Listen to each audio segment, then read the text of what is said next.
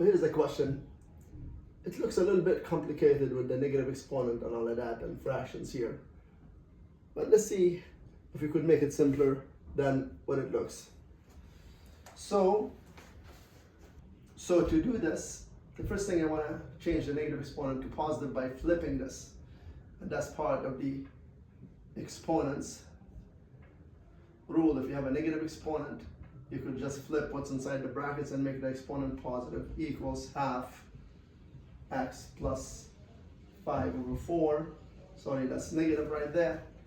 Now I'm going to square this and square this. So that's x minus 1 squared over 2 squared, which is 4, equals negative half x plus 5 over 4. Now I'm going to cross multiply the 4 into there, which means I'm going to get x minus 1 squared equals 4 times the whole thing, negative half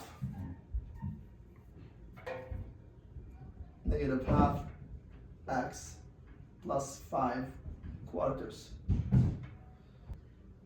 Now I'm going to FOIL this, but I'm going to do the shortcut by squaring the first, then multiplying 2 times x times negative 1, that's negative 2x, and negative 1 squared is plus 1, equals 4 times negative half is negative 2x, plus 4 times 5 quarters, the 4's will cancel and you get 5.